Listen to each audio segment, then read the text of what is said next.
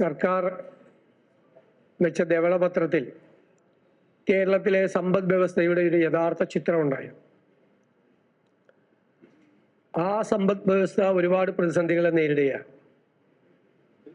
35,000 കോടി രൂപയുടെ പ്ലാനിൽ 20,500 കോടി ഇല്ല. അങ്ങനെയുള്ള ഒരു ഗവൺമെന്റും നേരിടാത്ത വെല്ലുവിളികളെ, ധനപരമായ പ്രതിസന്ധികളെ, സാമ്പത്തിക പ്രയാസങ്ങളെ ഈ ഗവൺമെന്റ് അഭിമുഖീകരിക്കുക. അവിടെ നിന്നുകൊണ്ടാണ് 1 രൂപയുടെ ടാക്സ് കൂട്ടാതെ വരുമാനമില്ലാതെ നമ്മുടെ പരിമിതികൾക്കുള്ളിൽ നിന്നുകൊണ്ട് ഒരു പുതിയുഗ കേരളം സൃഷ്ടിക്കുന്നതിന് ആവശ്യമായ നിരവധി പദ്ധതികളുമായി ഈ ബജറ്റ് മുന്നിലേക്ക് വരുന്നത്.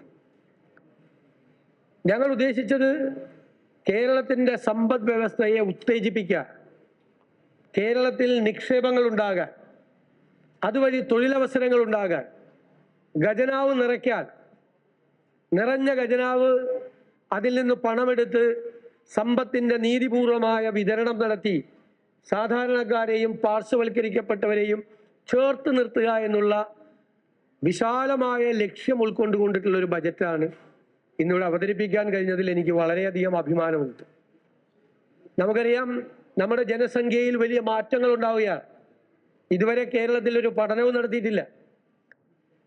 നമ്മുടെ ഡെമോഗ്രാഫിക് ഡിവിഡൻഡ് എന്ന് പറയുന്ന യുവത്വം, അവരുടെ നമ്പർ കുറയുകയാണ്. ഉള്ളവര് വിദേശ രാജ്യങ്ങളിലേക്കും മറ്റ് സ്ഥലങ്ങളിലേക്കും പോവുക. ആ പോപ്പുലേഷൻ ചെറുതാവുകയാണ്. മറിച്ച് പ്രായം, നമുക്കിവിടെ ആയുർദൈർഘ്യമുള്ള ഒരു സംസ്ഥാനമാണ്. പ്രായമുള്ളവരുടെ നമ്പർ കൂടി വരികയും ചെയ്യുന്ന അസാധാരണമായ ഒരു ജനസംഖ്യാ മാറ്റം, ഡെമോഗ്രാഫിക് ചേഞ്ച് കേരളത്തിൽ ഉണ്ടായിട്ടുണ്ട്.